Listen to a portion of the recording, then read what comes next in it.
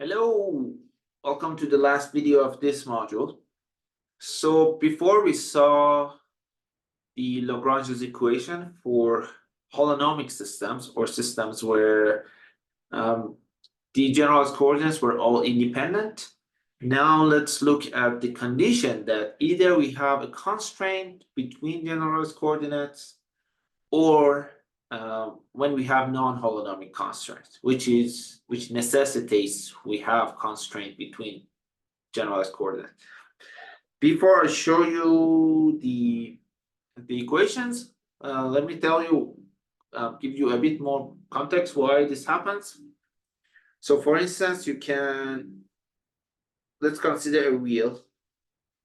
So it's a wheel, I'm looking at it from above. The wheel rolls on this 2D plane. So to define this position of the system, I need to consider three generalized coordinates. For instance, I need to have the x and y position of, maybe let's look at the center right now.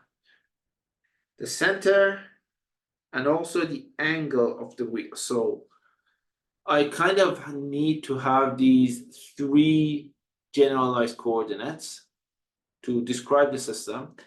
But this wheel moving in 2D space has only 2 degrees of freedom. It can only move forward relative to in the direction it is headed or angle, and also the yaw angle of the wheel looking from the top. So this system has 2 degrees of freedom, but we need three generalized coordinates. So there is going to be at least one constraint between them, and this is going to be the case always for non-holonomic systems. There's also another case that we want to have constraints is to explicitly get the reaction forces that are active in the constraint, and that will be clear by the end of this video.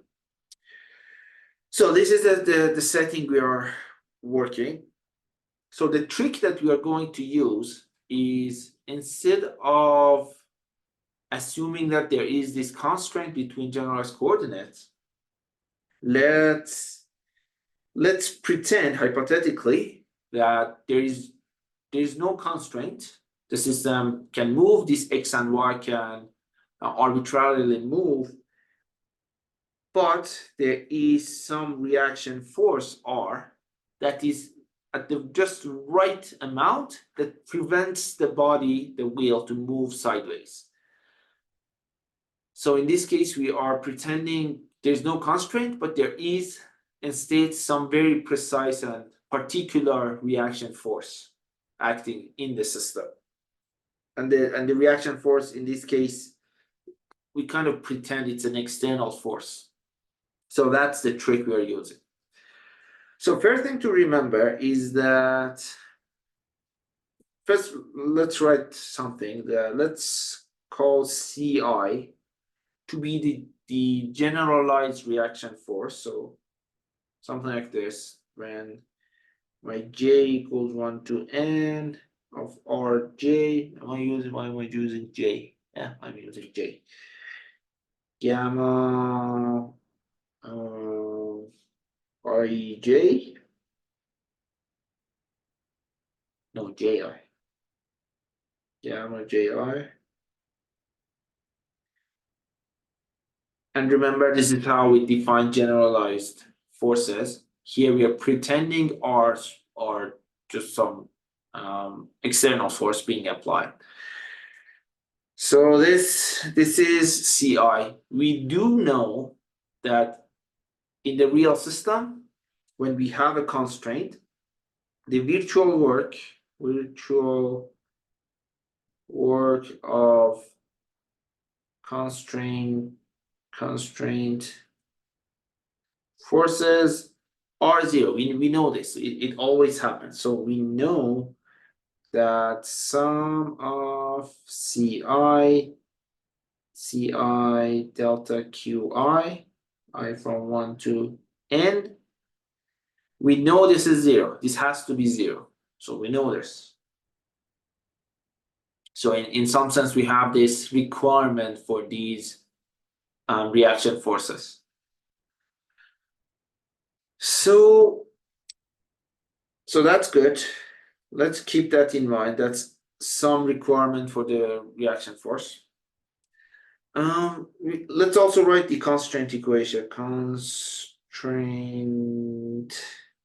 equations that I have from I equals 1 to n. A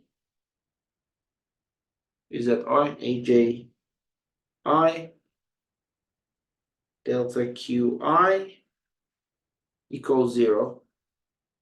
So there are some dependency between these delta qi's that make them non-independent. At least some of them are have some interdependent relationship among them. So that is the constraint equation. I have m of those. So j is from 1 to m. So I have m constraints and n generalized coordinates, meaning that my actual system is n minus m degrees of freedom.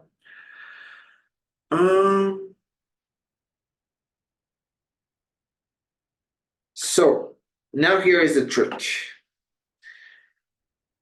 If constraints are valid and are active, in other words, they are not violated, this holds. So what I can do is multiply them by any arbitrary number, AJI delta QI, and it still remains 0.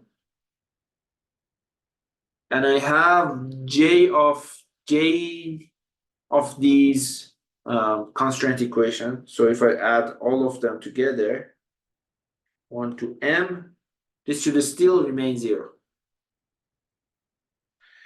So here, let me delete this.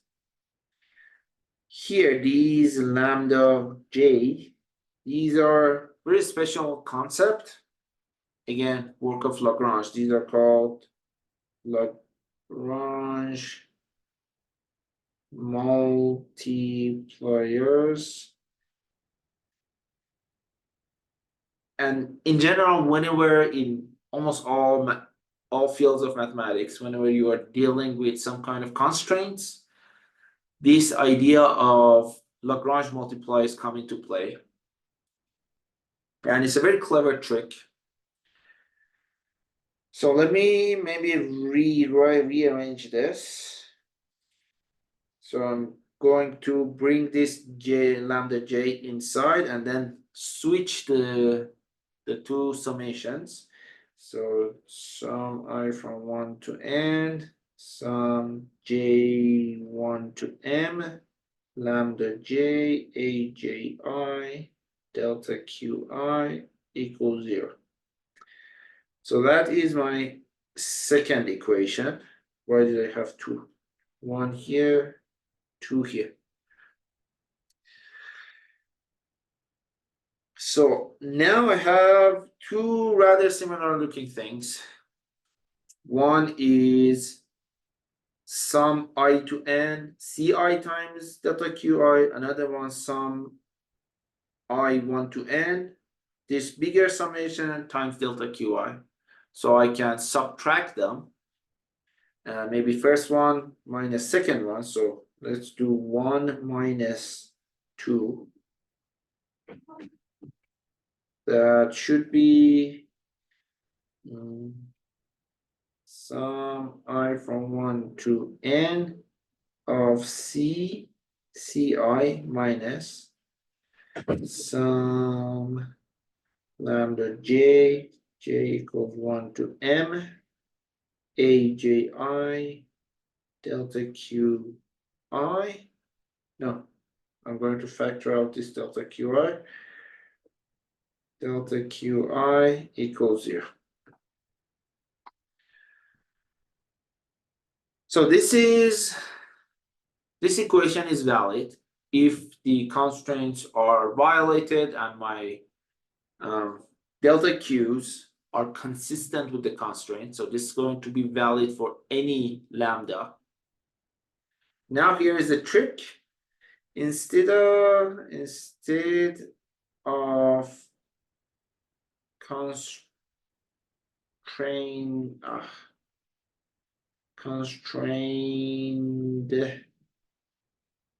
delta q's,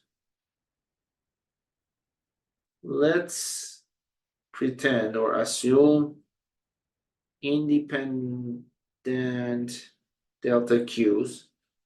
So in that case, if we pretend delta q's are independent, as in, for instance, my wheel can just slide in any direction, to be able to maintain constraints, these c's that are now external has to, and the lambdas has to have a certain value for this summation to be zero. So if we switch our perspective, instead of q's being dependent and lambdas can take any values, let's take q's to be independent, and now only a particular set of lambdas and c's can work for this summation to be zero. And for this to be zero, remember, both the virtual work has to be zero, virtual work of these generalized reaction forces, and the constraints should practically remain, the constraint equation, that this total sum has to remain zero. So in that case, if after doing the trick and change of perspective, if delta qi's are assumed independent and this summation equals zero, it means that ci minus j1 to m lambda j a j I has to be zero for all j, no, for, wait a minute, for all I, right? Yes, I equals 1 to n.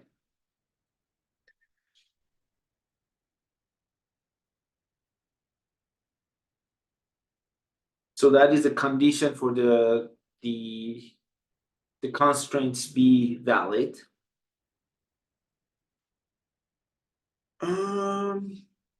What am I doing here?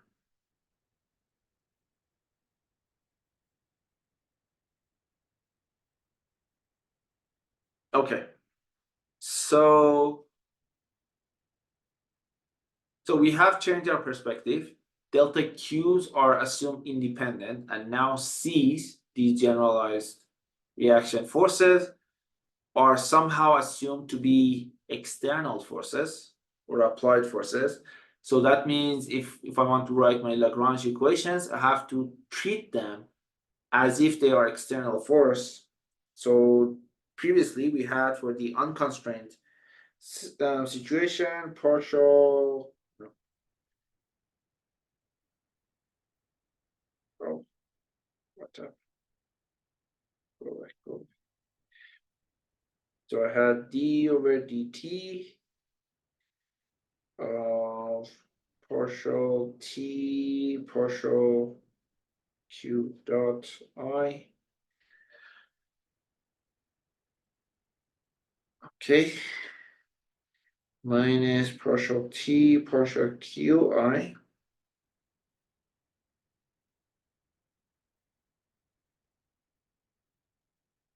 equals qi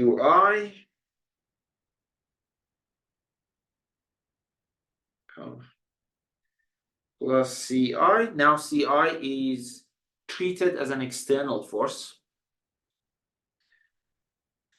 which we just saw from this relationship has to be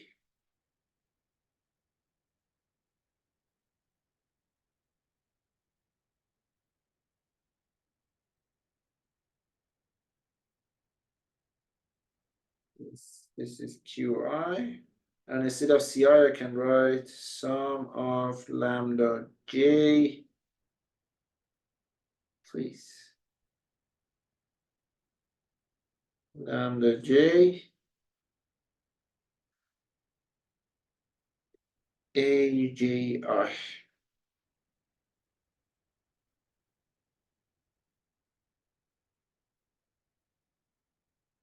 So remember that these Q's, actual external forces, if they are all conservatives, I can bring this Q to the other side and rewrite the equation in terms of the Lagrangian. Or if I have some non-conservative forces too, I can still do that, but I have to separate the conservative and non-conservative forces. So let me do that and write d over dt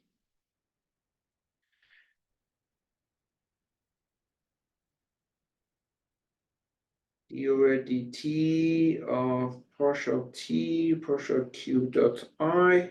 No, not t. I'm going to write it as in terms of Lagrangian, but it has to my computer has to cooperate.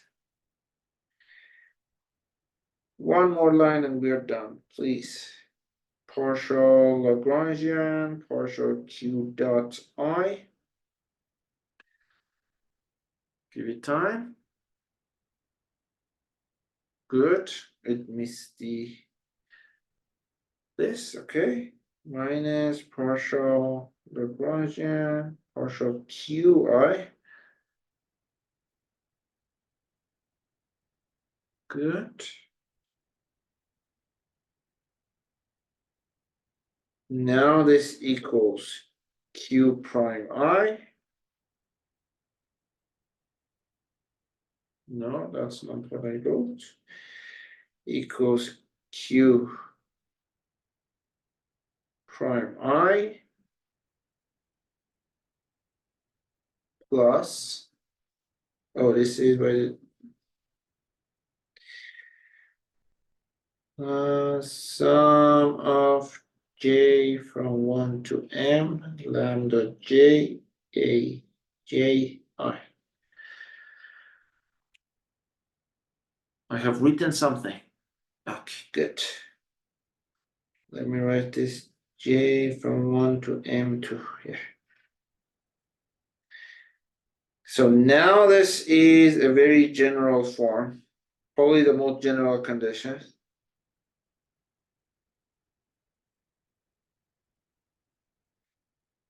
Okay, so this is Lagrange's equation. Let me write it down. Lagrange's equation for nonholonomic or didn't catch all of that there. So I'm not going to write it down. This is Lagrange's equation for non-holonomic system. And I have n of these for each pair generalized coordinates. So I have n generalized coordinates, I have n of these equations, and also I have m constraint equations that were up here. So I have n plus m equations that I can use to solve for q's and lambdas and my Lagrange multipliers, and using those I can find q's, and from lambdas, and using this equation, this one, I can calculate also the reaction forces within joints or within the constraints. And the last thing I wanted to say, sometimes we can consider generalized coordinates as, or include some non-independent generalized coordinate into our mix, just to be able to easily calculate the reaction forces. from these sets of equations. So, okay, now this equation and the one we had last time, well, this one is the more general condition of that. If we don't have constraint, this summation just disappears. And it's the same equation as before. So this is a very, very useful equation to find the equations of motion for almost any system of any complexity. And the good thing is it can be very easily automated.